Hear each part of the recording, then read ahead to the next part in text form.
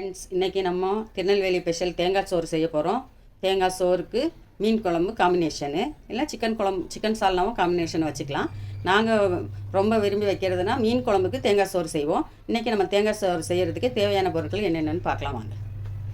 இப்போ சோனா மசூரி ரைஸு அரை மணி நேரம் தண்ணியில் ஊற வச்சுருக்கேன். பெரிய தக்காளியாக இருந்தால் 2 தக்காளி எடுத்துக்கிடுங்க.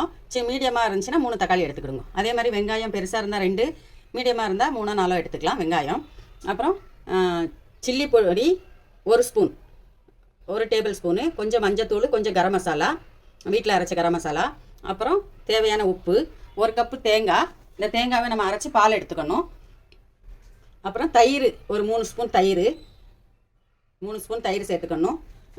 இஞ்சி பூண்டு பேஸ்ட்டு ஒரு 2.5 ஸ்பூன் இஞ்சி பூண்டு பேஸ்ட்டு, ஒரு 4 பச்சை மிளகா, பட்டை, கிராம்பு, ஏலக்காய், லவங்கம், பெரிய ஏலக்காய், கொத்தமல்லி, புதினா நம்ம ஒரு பொடி எடுத்துக்கலாம். இதுதான் தேவையான பொருட்கள். இது வந்து வெறும் 450 கிராம், அரை கிலோவுக்கு 50 கிராம் கம்மி. அரை கிலோன்னு வச்சுக்கிடுங்களேன். அரை கிலோவுக்கு இவ்வளோ தான் தேவையான பொருட்கள். நீங்கள் 1 கிலோனா இதில் எக்ஸ்ட்ரா டபுளாக சேர்த்துக்குங்க.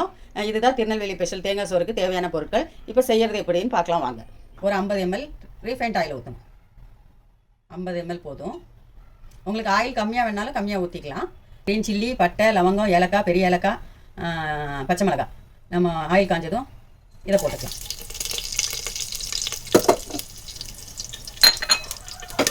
இப்போ 2 வெங்காயம் சேர்த்துக்கலாம். இப்போ தேவையான உப்பு சேர்த்துக்கலாம். வெங்காயம் வதங்கிறதுக்கு உப்பு ஃபஸ்ட்டே போட்டுடணும், அதனால் வெங்காயத்துக்கு உப்பு போட்டுக்கலாம். இப்போ நம்ம ஒரு நல்லா கிண்டி கொடுக்கணும், கிளறி கொடுக்கணும். கிளறி கொடுத்ததும் இதே வெங்காயத்தில் இஞ்சி பூண்டு பேஸ்ட்டும் போட்டுக்கலாம். 2 ஸ்பூன் இஞ்சி பூண்டு பேஸ்ட்.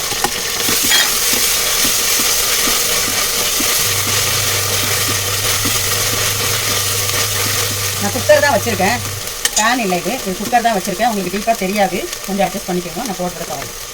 இப்போ வெங்காயம் நல்லா வதங்கணும். வெங்காயம் போட்டாச்சு. இப்போ கொத்தமல்லி, புதினா போட்டுக்கலாம். ஒரு பிடி கொத்தமல்லி, புதினா.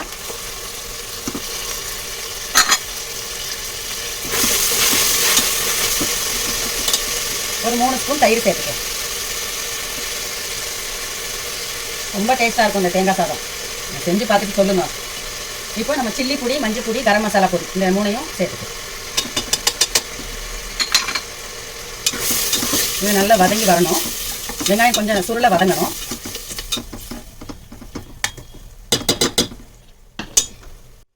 நம்மளுக்கு வெங்காயம் நல்லா வதங்கிடுச்சு. இந்த ஸ்டேஜில் நம்ம தக்காளி சேர்த்துக்கலாம்.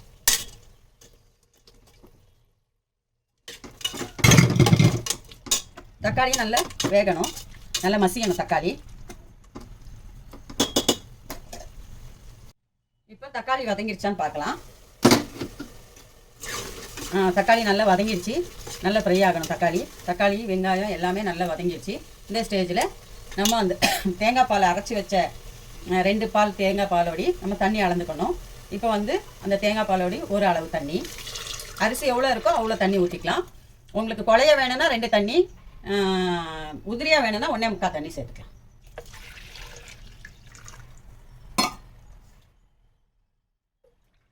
இப்போ நம்ம 2 தண்ணியும் சேர்த்துக்கிட்டோம். இந்த ஸ்டேஜில் நீங்கள் அரிசி போட்டு உப்பு செக் பண்ணிக்கலாம். இப்போ இந்த தண்ணி கொதி வரணும். அரிசி போடுறதுக்கு கொதி வரட்டும் பார்க்கலாம். இப்போ தண்ணி கொதிக்குது பாருங்கள். நல்லா தண்ணி கொதி வந்துடுச்சு. இப்போ இந்த தண்ணி கொதிக்கும் போது நம்ம ரைஸை போட்டுக்கலாம். தண்ணி ஃபுல்லாக ட்ரையாக இருக்கணும். ரைஸில் தண்ணி இருக்கக்கூடாது. இப்போ ரைஸ் போட்டுக்கலாம்.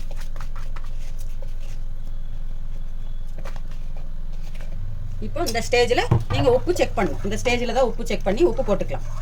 தேவைன்னா உப்பு போட்டுக்கலாம். நான் போட்டது கரெக்டாக இருக்குது. நீங்களும் தேவைன்னா பார்த்து போட்டுக்கலாம், உப்பு போட்டுக்கலாம். இப்போ அரிசி ரெடி, சாதம் ரெடி ஆகட்டும் பார்க்கலாம் வாங்க. இப்போ சாதம் எப்படி சென்டரில் ஒரு வாட்டி திறந்து பார்த்துக்கலாம். சாதம் எப்படி கொதிக்குது, எந்த அளவு இதாகுது, ஒரு வாட்டி கிளறி விட்டுக்கலாம். இப்போ இன்னும் தண்ணி இருக்குது சாதத்தில். நம்ம இன்னும் தண்ணி வற்றின பிறகு தான் தம்மில் போடணும். பார்க்கலாம். இப்போ சாதம் ரெடி ஆகிடுச்சான்னு பார்க்கலாம் வாங்க.